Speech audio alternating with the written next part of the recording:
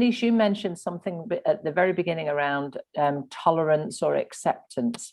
And we often use the word inclusion interchangeably with, well, we accept somebody because we tolerate what they believe in, and yet the word inclusion is really different. And I just wonder if we could have a look at the differences. And it's really important that we understand the difference. So diversity is a fact, and it's the attributes of what makes up the diversity. So if you want to just click the next one, please, Denise. So it really is the difference between who we are. And I think, Felipe, you introduced yourself as tall and bald and gay and black and male and cisgender and everything else. So the diversity of the attributes, but the inclusion is the human act. And just one more, please, Denise.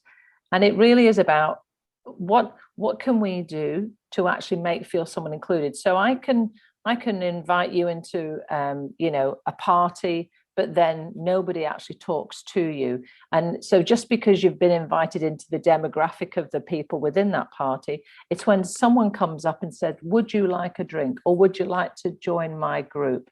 And it takes a human act, and you can't be passive and be inclusive at the same time. Does that make sense?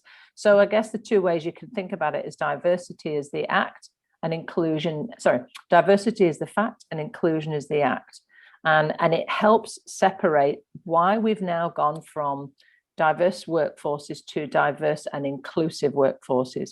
And in fact, we're moving away from really just focusing on inclusion and driving the behavior to make sure people feel like they belong.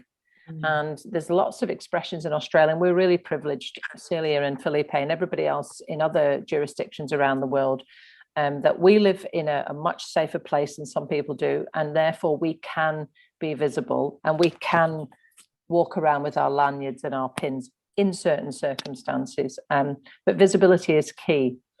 And for those that are Brené Brown fans, she talks about the power of vulnerability and also the courage to show up and be seen.